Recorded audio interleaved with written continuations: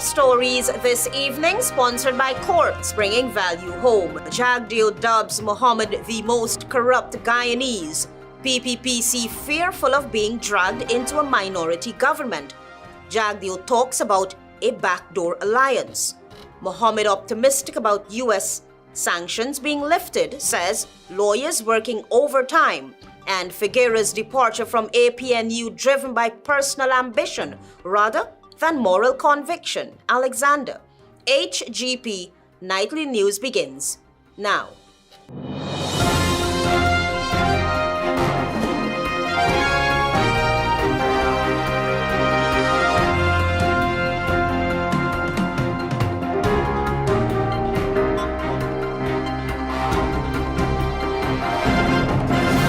Good evening to our viewers here in Guyana and online. I'm ALETHEA Grant with the Friday 25th July 2025 edition of the HGP Nightly News. We'll tell you this evening that at his weekly press conference on a Thursday, General Secretary of the People's Progressive Party Civic Barrett Jagdeo found presidential candidate Azarin Mohamed's plan to weed out corruption in several key institutions, including the Guyana Police Force, laughable. Here is more.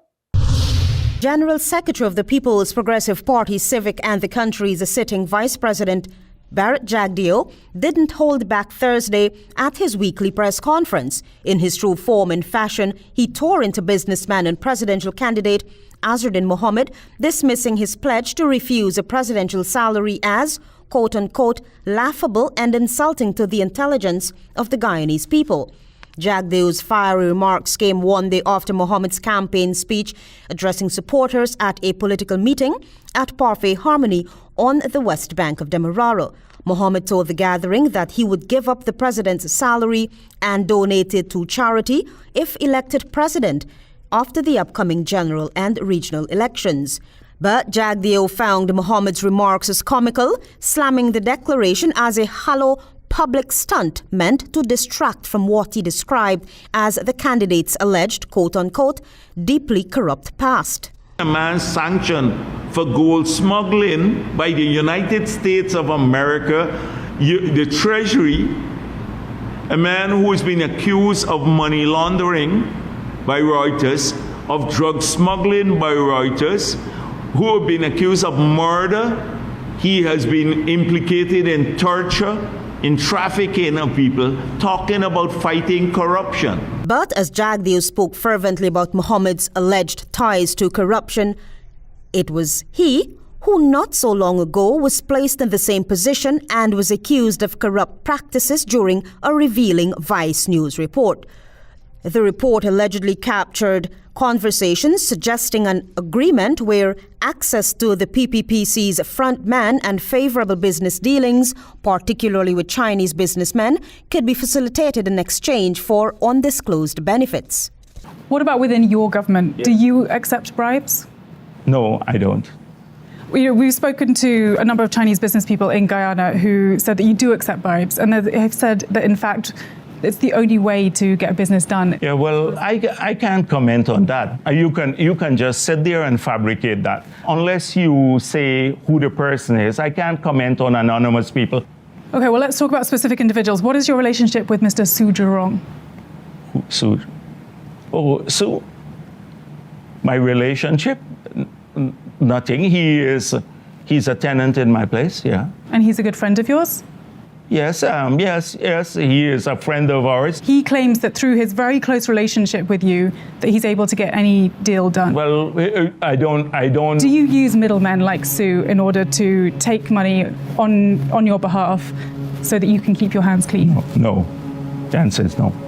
Meanwhile, Jagdeo, during his weekly press engagement, reminded the public that Mohamed remains under US sanctions for alleged involvement in transnational criminal activity, including gold smuggling and trafficking in persons. According to Jagdeo, the plans of Mohamed to root out corruption is one that should be examined for not only credibility, but also honesty. It irks me that a person like him could say that and get away with it. The most corrupt individual in the country talking about corruption.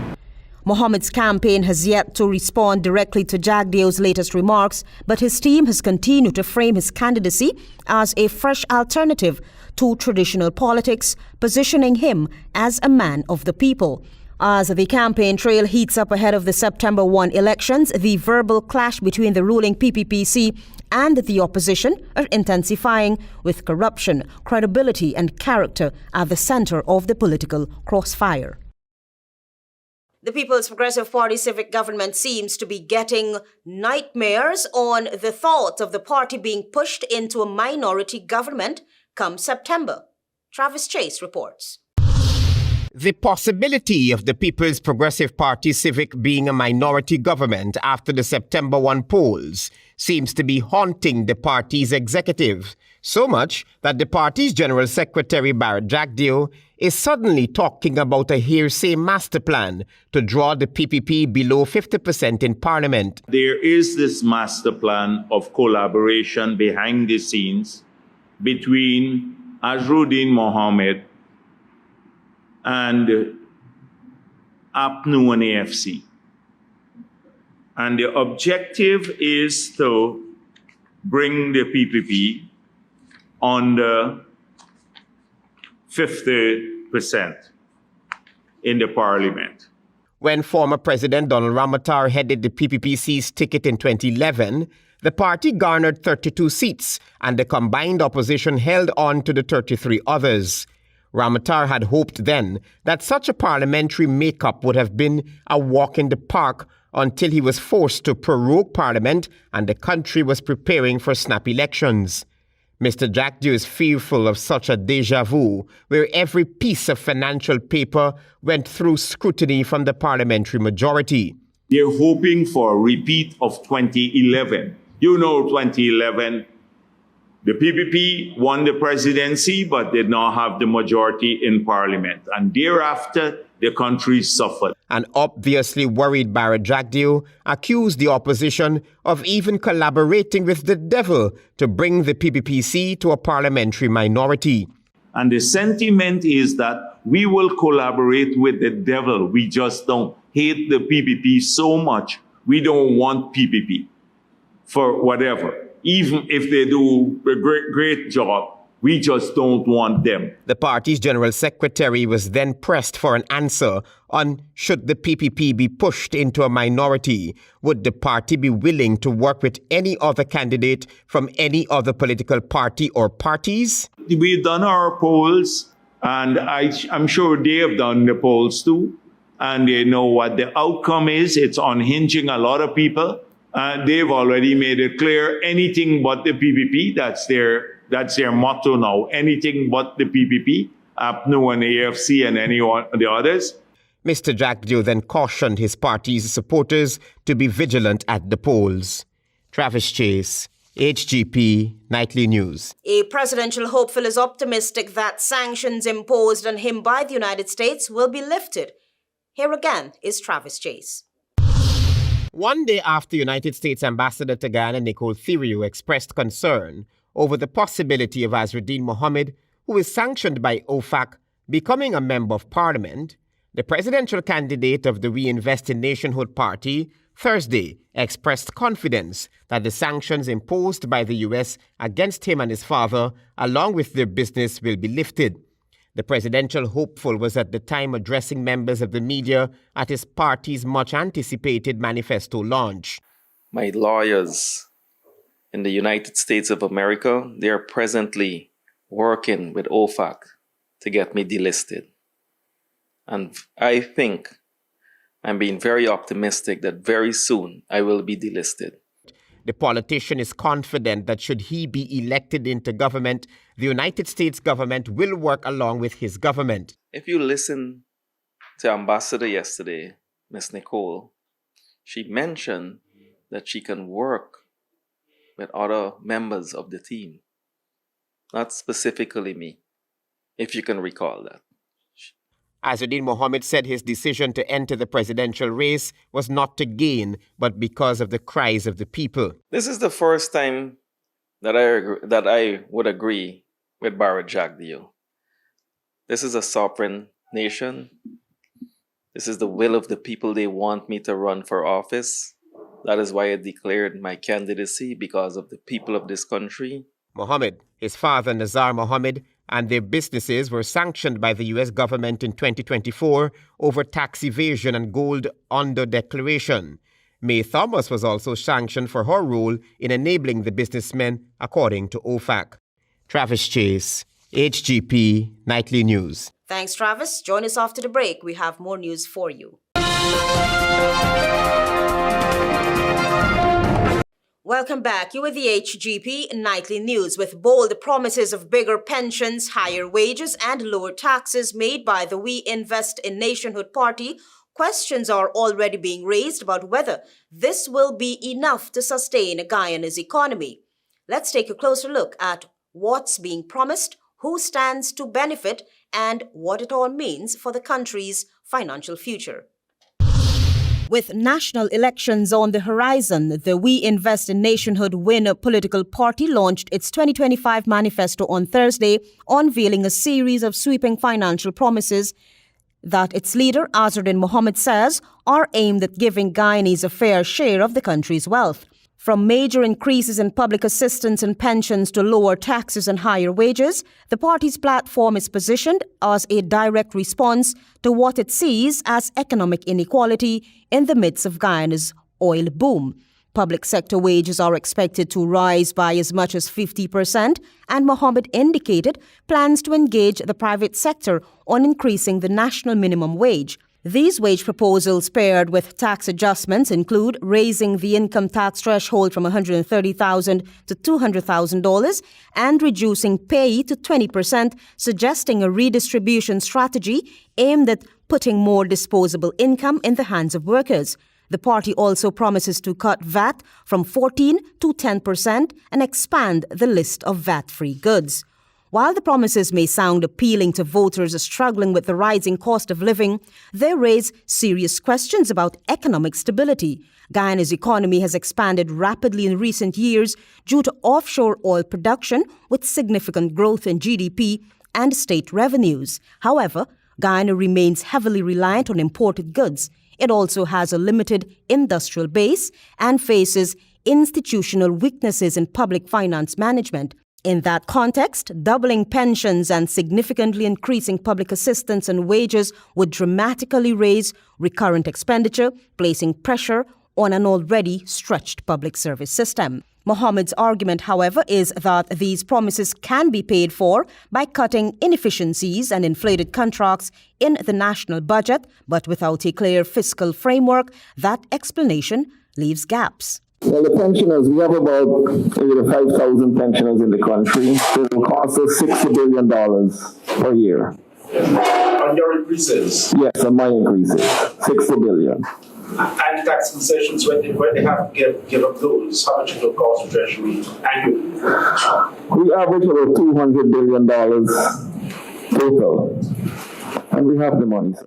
Guyana's national budget for 2024 stood at over $1 trillion, with large allocations directed at infrastructure and social services. Even modest estimates suggest that implementing WIN's proposals could cost tens of billions of dollars annually, unless matched by increased revenue or meaningful restructuring of existing spending. The risk is either a bloated deficit or the crowding out of capital investments that are vital for long-term development. Moreover, the proposed income tax cuts and VAT reductions would reduce government revenue in the short term, even as expenditure rises. That tension highlights the central question of WIN's manifesto: is it economically sound or politically expedient? While many of the policies align with a redistributive vision in theory, the success would depend heavily on execution, transparency, and a well-managed oil revenue-saving strategy, something Guyana is still building. What WIN has successfully done, however, is shift the political conversation toward economic justice. In a country where the benefits of growth have not been evenly felt, the party is offering a vision of direct material relief, but converting that vision into policy without destabilizing the economy will require more than good intentions. It will require competent fiscal planning and robust institutional reform. The departure of former Partnership for National Unity and People's National Congress Reform member Jermaine Faggera is still stirring debate, not only about the direction of the party, but also the motives of those walking away. Faggera was the latest to exit, but his resignation adds to a growing list of former party loyalists now distancing themselves from the party and joining other rival parties. Here is more.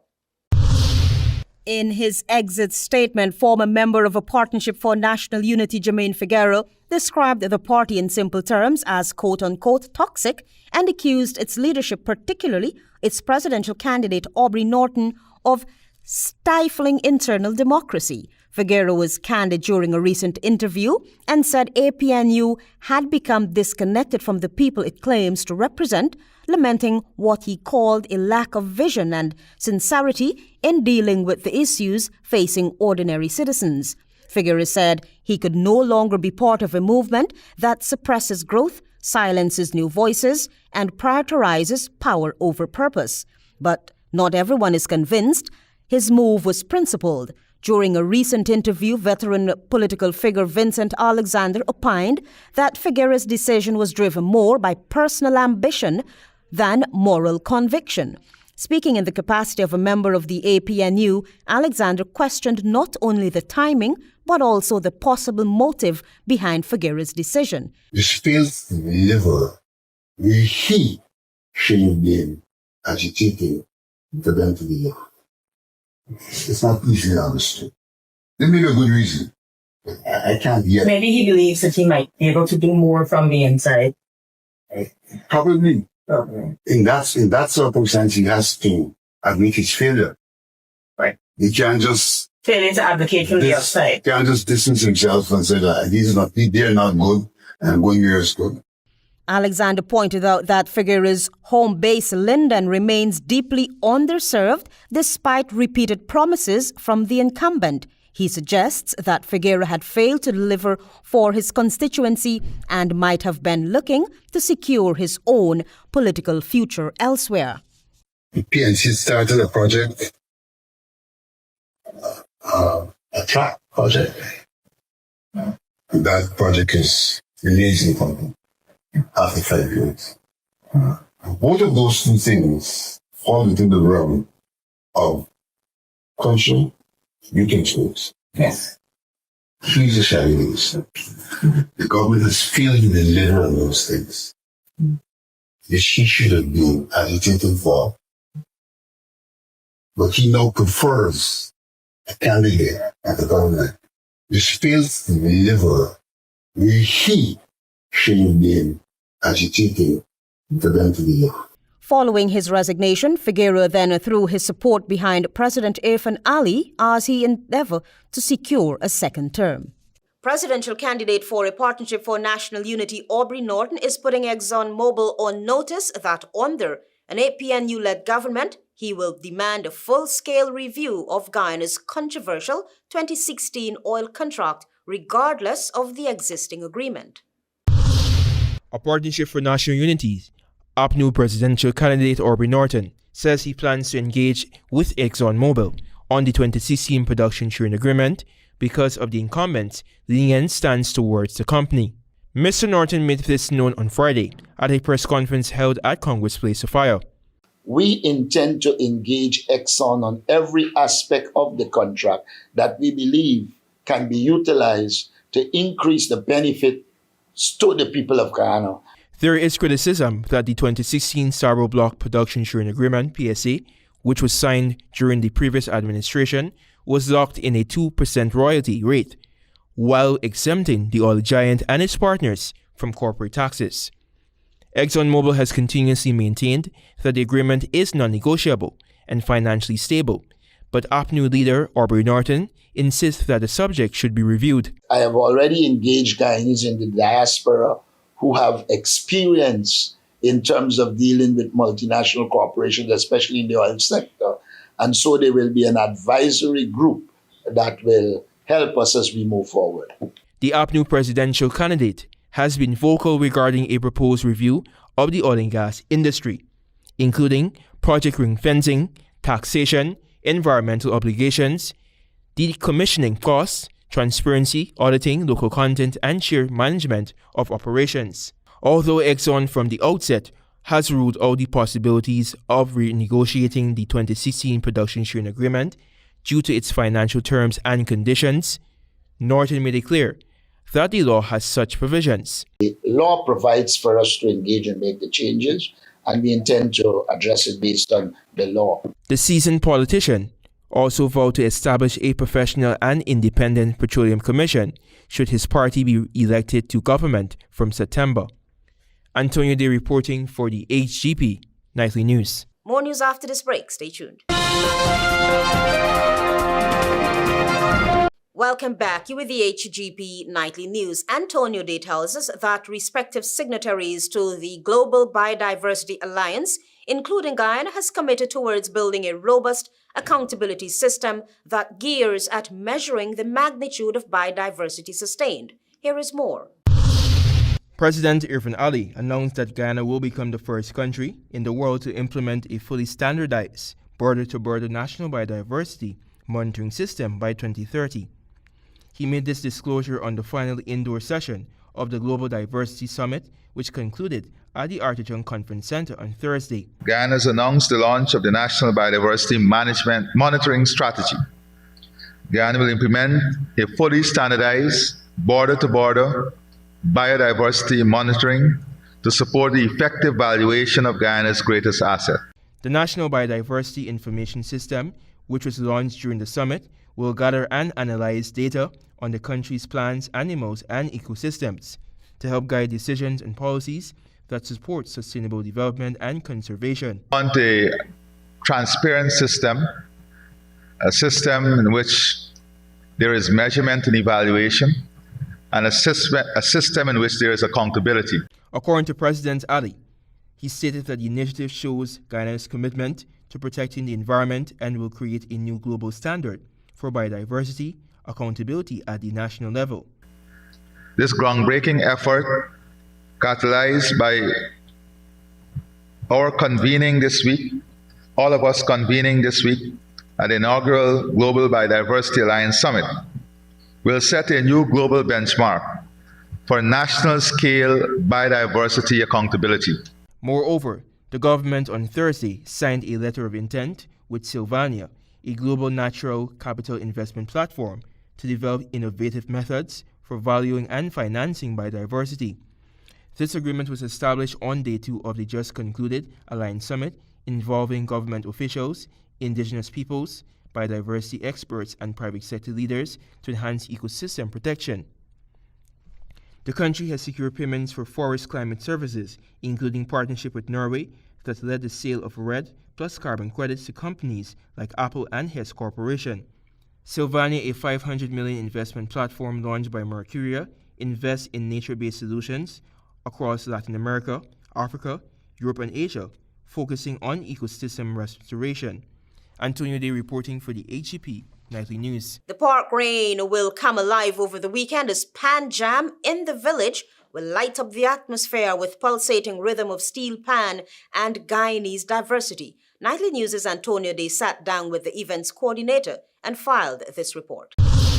The popular Panjam concert returns for its 7th year with the theme Panjam in the Village. Scheduled for Saturday, July 26, 2025 at Park Rain, the event will celebrate the vibrant village atmosphere central to Guyanese culture. In an exclusive interview with Nightly News, Rion Miller, the event's coordinator and curator, discussed what excitement attendees can expect. This year, the theme for Panjam, we focus on village life and village culture. We wanted to bring forward the oneness, that kind of vibe that you get when you experience life in the village, and portray it through the instrument that is original to the Caribbean, which is the steel pan. This year's event also seeks to instill a sense of ancestral pride through folk songs. Miller, an attorney at law, told this newscast. You're going to get what you expect.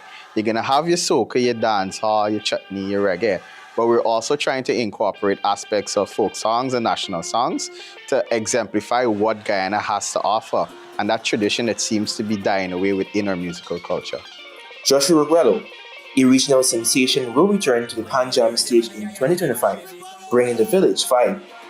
Chuk Ross, a singer-songwriter who has gained international recognition, will also perform, bringing soulful artistry to the evening.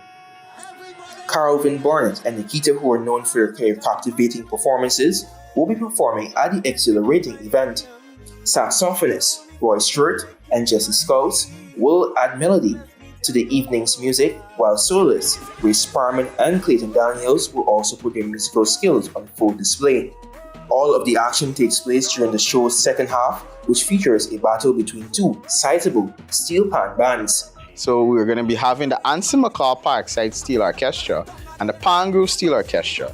Those two bands are going to be set up on two different stages, and they're going to be going tune for tune in a pseudo clash. Tickets are available at Massey locations in Providence, Movietown, Montrose, Vreed and Hoop, Rheinveld, and Giftland at IBGL on Carmichael Street and upstairs at Oasis Cafe. E-tickets can be purchased through the Pot South Events app or at www.potsouthevents.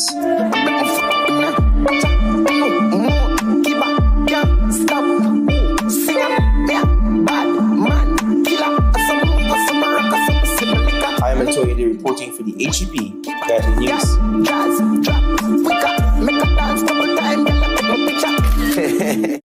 Stay tuned. Regional news is ahead.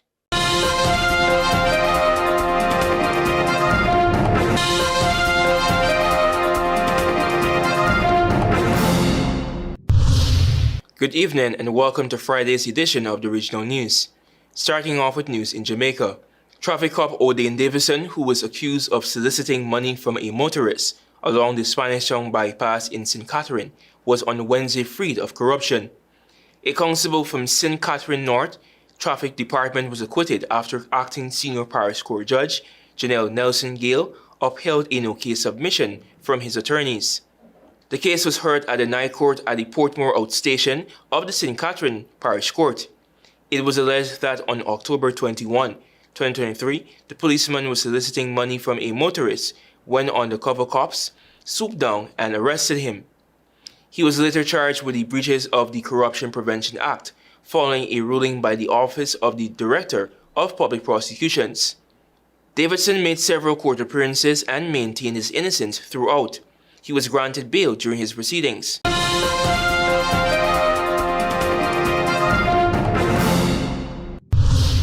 Over to some news in Trinidad and Tobago. Less than 24 hours after escaping custody, 28-year-old Abraham Briggs was fatally shot during a confrontation with law enforcement. Officers found him along the Guayco to Manor Road around 3 p.m. on Wednesday. According to law enforcement, Briggs attacked the officers leading to the shooting, and he was taken to Sandy Grande Hospital but died while being treated. According to a release issued on Tuesday, the prison service said that around 5 p.m. on July 22nd, star convict, a term for first-time offenders, Abraham Briggs escaped legal custody while working at the Youth Training Rehabilitation Center.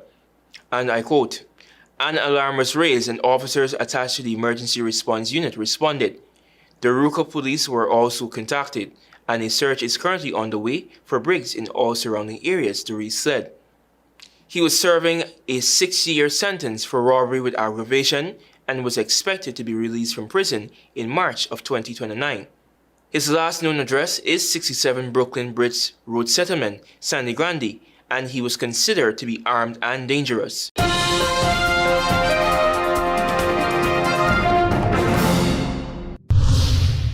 And finally, with some international news. And Antonov, AN-24 passenger plane carrying 48 people, crashed in Russia's Far East on Thursday while attempting to land, killing everyone on board. The incident emphasizes the ongoing use of outdated Soviet-era aircraft. The plane's burning fuselage was spotted by a search helicopter after it disappeared from radar during its second landing attempt. Both the regional governor and federal investigators confirmed that there were no survivors. Investigators have opened a criminal case regarding the suspected violations of air traffic and transport regulations, found the deaths caused by negligence. Reports indicate that the plane had recently passed a safety inspection and had been involved in 4 minor accidents since 2018.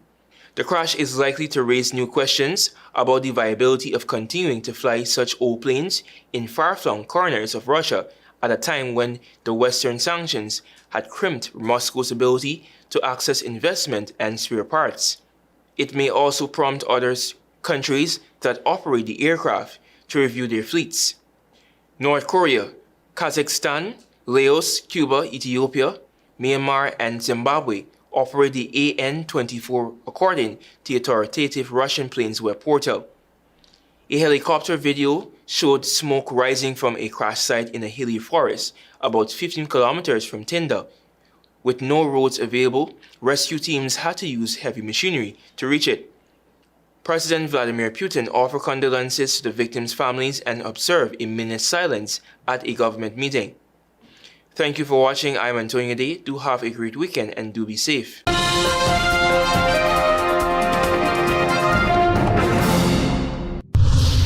Jagdeo dubs Mohamed the most corrupt Guyanese. PPPC fearful of being dragged into a minority government. Jagdeo talks about a backdoor alliance. Mohamed optimistic about U.S. sanctions being lifted, says lawyers working overtime, and Faggera's departure from APNU driven by personal ambition rather than moral conviction. Alexander. Those are our major headlines. For these stories and more, please go to our website. It's www.hgptv.com. I'm ALETHEA Grant. Thanks for watching.